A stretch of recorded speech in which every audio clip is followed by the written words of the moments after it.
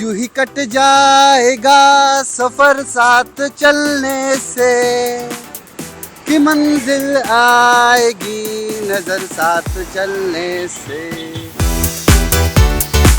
मगर ये सफर साथ चलने से पूरा नहीं होगा, क्योंकि ये सफर दीपक जी अकेले ही तय कर रहे हैं। जी हाँ, मेरे साथ है दीपक शर्मा, जो कि हरियाणा के रहने वाले हैं और हरियाणा के पानीपत से निकल पड़े हैं अपनी साइकिल की सवारी पर।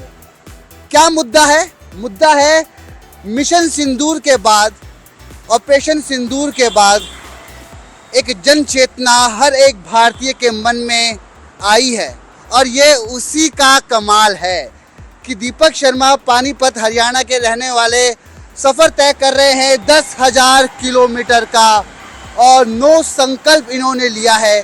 4 धाम यात्रा पर ये निकल पड़े हैं।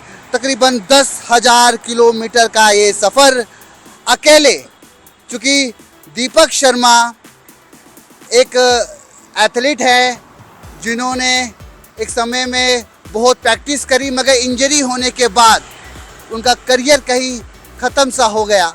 मगर उन्होंने हिम्मत नहीं हारी और एक सफ़र पर वो निकल पड़े हैं। 4 धाम यात्रा। पहले बता दूं 9 संकल्प क्या है। 9 संकल्प है: पानी बचाने का संकल्प, एक पेड़ माँ के नाम, स्वच्छता का मिशन, वोकल फॉर लोकल, देश दर्शन और तमाम चीज़ें, हेल्दी लाइफस्टाइल, योग और खेल, गरीबों की सहायता, तमाम चीज़ें आपको ये 9 संकल्प में मिल जाएंगी। बिना वक्त ज़ाया किए दीपक शर्मा से बात करते हैं। क्या ये मिशन है आपका?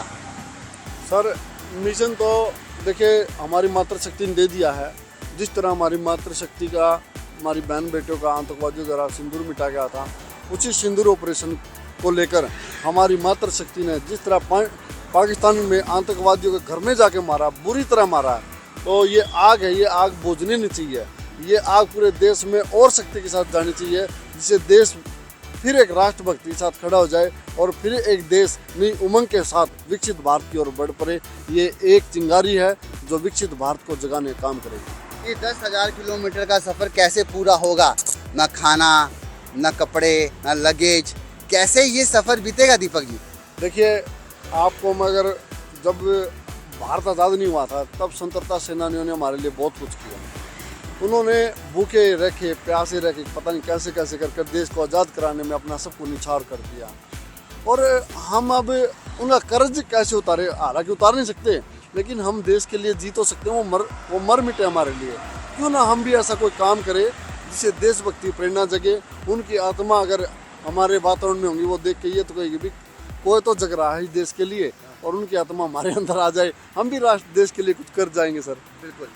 तो रास्ते में क्या कुछ करना है? लोगों को ऑपरेशन मिशन के बारे में बताना है। जो ये ऑपरेशन सिंदूर को लेकर आप चल रहे हैं, आपके बोर्ड पर अलग से भारत का मानचित्र है, उस पर लिखा हुआ है ऑपरेशन सिंदूर। देखिए, ये भारत की धड़कन बन गई अब ये ऑपरेशन सिंदूर ना। और मैं जब भी सड़क से गुजरता हूँ, लोग ना बाइक से मुझे थम करते हैं, भाई बहुत बढ़िया आप मिशन ऑपरेशन सिंदूर को दिखा रहे हैं, देश को जगा रहे हैं। यही प्यार है, और यही प्यार मुझे 10,000 किलोमीटर का, जैसे पानीपत से द्वारकाधीश में जाऊंगा, ये सफ़र बड़ा यादगार और बड़ा राष्ट्रभक्ति से हरा भरा होने वाला है। और मैं इस सफ़र को ना बस मैं जी जान लगा दूंगा इस सफ़र में ना, देशभक्ति के लिए, ऑपरेशन सिंदूर के लिए। यो बता दो मैंने एक बात हरियाणवी में पूछूंगा, भाई ये अचानक क्या सूझी? भाई ऐसा है, देखिए हमारी जो स्पोर्ट्स लाइफ थी ना, उस स्पोर्ट्स लाइफ में ऐसा ही हो गया भाई, उसमें भी देश खातर कुछ करने मर मिटने तैयार हो भाई एक प्लेयर। लेकिन मेरे भाग में इंजरी लिख रही थी, मैं देश करने तो बैक इंजरी हो गई थी भाई साहब। और ऐसा हुआ कि बस सपने अधूरे रह गए, और वो सपने अधूरे थे वो नीरज चोपड़ा ने पूरे कर दिए। वो पानीपत से हमारा छोटा भाई, उसने हमारा कंधे चौड़े कर दिया और अब भी चौड़े कर रहा है। तो हर रात दिमाग ये कहता था कुछ तो कर देश के लिए, कुछ तो कर। ऐसे दिन गुजर रहे हैं, ऐसी रातें गुजर रही है, निकल पड़ कोई ऐसा रास्ता तुम जिससे थोड़ा ये लगे भाई कुछ तो किया देश के लिए, वरना ये जीवन मृत्यु सैया पे जाने को चुकता। फिर मैं निकल पड़ूँ भाई देश के लिए, हमारी मातृशक्ति के लिए, जिसने घर में घुसकर पाकिस्तानी को मारा। ये पीछे आपने अमर जवान का एक फ्लैग लगाया है और तिरंगा भी है। देखिए आपकी देश का तिरंगा लहराते हुए आपको दिखेगा यहाँ पर, क्योंकि इसी की तो सब आन बान शान है और इसी के लिए ये दीपक शर्मा जी भी साइकिल से निकल चुके हैं। देखिए बात बहुत कुछ कहनी है, मगर जिस तरीके से इन्होंने ये बात, क्योंकि मुझे राह चलते यूं ही अचानक ये दिख गए, ये बोर्ड देखा मैंने और देखा तो काफ़ी दिलचस्पी हुई कि आखिर ये व्यक्ति है कौन और कहाँ को जा रहा है, कहाँ से आ रहा है।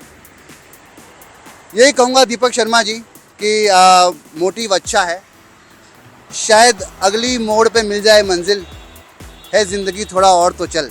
नहीं, मैं एक बात समझ, मैं प्रयागराज गया था महाकुंभ में, नशा छुड़ाओ बेटा बचाओ अभियान को लेके।